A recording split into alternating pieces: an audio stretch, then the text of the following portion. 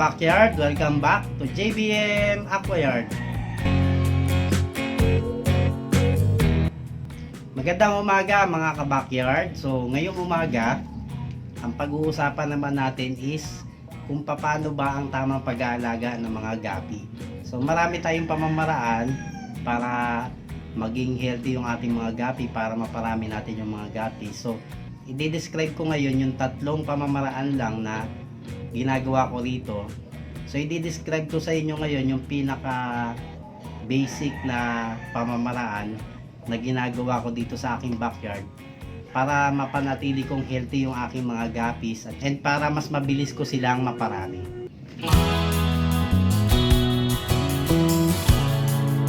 So yung unang-una is yung water quality. So ito ay lagi ko namang nababanggit na sa ating mga ginawa pang mga episode, kung paano tayo mag-maintain ng ating water quality at kung ano bang epekto nito sa ating mga isda. So ngayon ipapakita ko sa inyo kung gaano kahalaga yung water quality sa ating mga gapi para mapanatili silang healthy at hindi sila magkakasakit.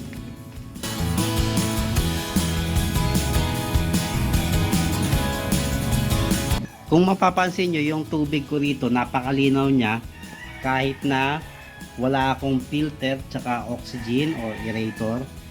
Talagang yung tubig niya is, kung makikita nyo, crystal clear. Ayan, napakalinaw niya. So isa yun sa pamamaraan na ginagawa ko rito na lagi kong mini-maintain yung good quality ng tubig.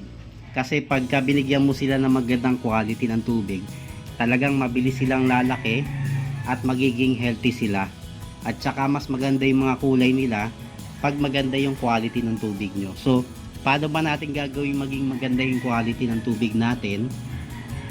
Of course, kailangan nating i-maintain yan. Lagi nating lilinisin.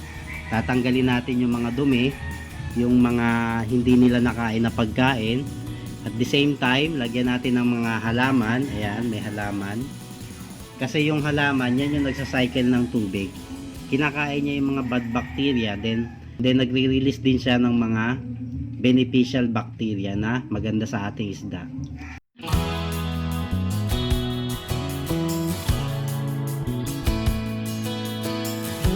Sa pagme-maintain ko ng grow out tank, 2 times a week ako maglinis ng aking mga grow out tank. Depende yun, minsan 3 times. Basta pag napansin ko na malabo yung tubig, cloudy na yung tubig niya, talagang nililinis ko na kagad. Sinasaypong ko na yung dumi, then pinapalitan ko ng bagong tubig. Then hindi ko kinakalimutan na maglagay ng rock salt. Pangalawa is yung food quality. So lagi ko na rin itong nababanggit sa inyo guys. Marami na rin akong ginawa na video tutorial about sa food quality. And then meron din tayong mga ginawang DIY para mabigyan ng mas magandang quality ng pagkain yung ating mga alagang isda. So ngayong umaga i-describe ko ulit sa inyo kung gaano ba kahalaga yung food quality para sa ating mga gapi. Isa pa sa pamamaraan na ginagawa ko dito sa aking backyard para maging healthy yung aking mga isda, yung aking mga gapi is binibigyan ko sila ng pagkain na high in protein. So ito, meron akong ginawang DIY na powder pellets. Meron na akong video tutorial nito. I-search nyo lang DIY powder pellets. Then ito yung pinapakain ko sa kanila tuwing umaga. So ito yung main diet nila. Pero hindi lang ito yung pinapakain ko sa kanila. Binibigyan ko rin sila ng culture na Daphnia. Kasi kailangan din nila yung live foods. Kasi iba talaga yung protein ng live foods. Talagang mas maganda, mas mainam na binibigyan natin ng live foods yung ating mga alagang gapi at least 2 to 3 times a week.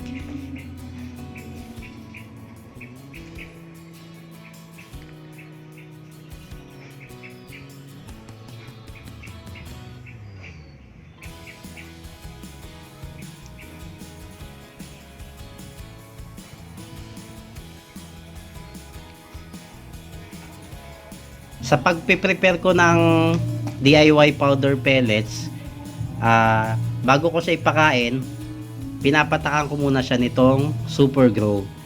Kasi mayroon tong vitamins, mga formula ito na nakakatulong para mas mabilis na lumaki yung ating mga gapi. So ayan. So isa't kalahati nung aking DIY powdered pellets. Then tsaka ako papataka ng Super Grow.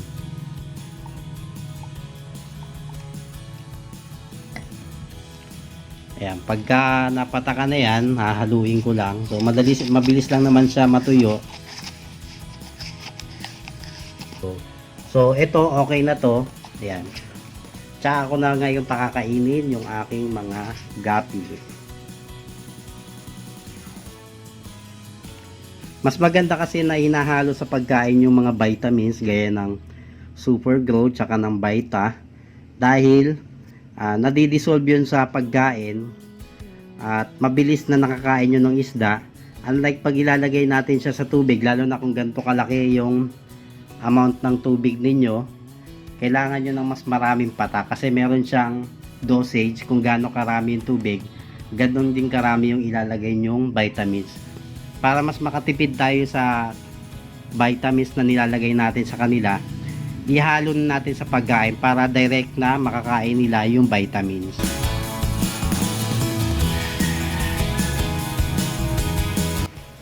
And last but not the least, yung pangatlo na dapat natin consider sa pag-aalaga ng mga gapi ay sunlight.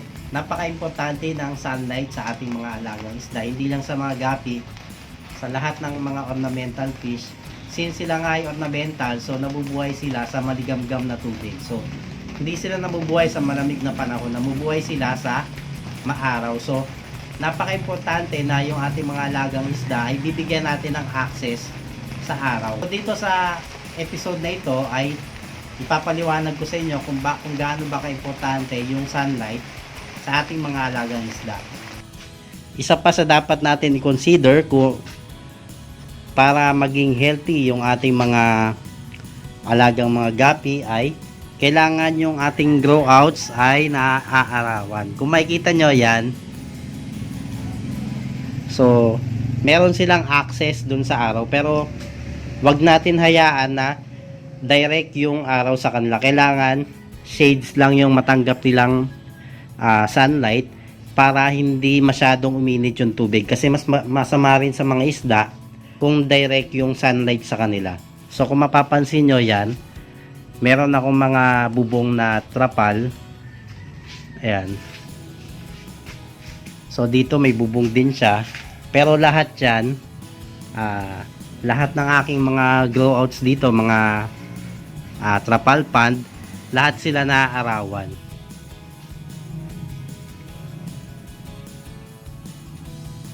Kasi napaka-importante ng araw sa ating mga alagang isda.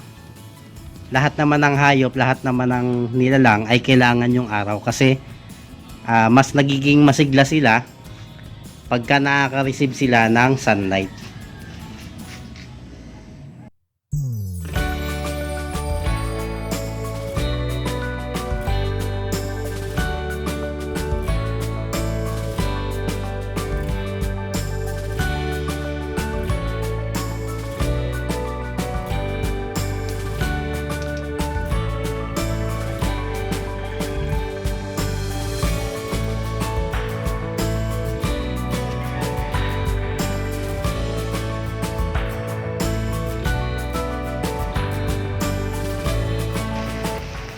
So ayun guys, nagbigay ako ng 3 puntos para mapanatili nating healthy yung ating mga gapi at mabilis natin silang maparami. At the same time ay maging successful tayo sa pag-breed ng mga gapi. So yun, nawa ay may napulot kayo na aral ngayong umaga, at maraming salamat sa inyong patuloy na pagsubaybay at panonood. So yun guys, muli maraming salamat sa inyo, at magkita-kita tayo muli sa mga susunod pang episode dito lang sa JBM Aquayard.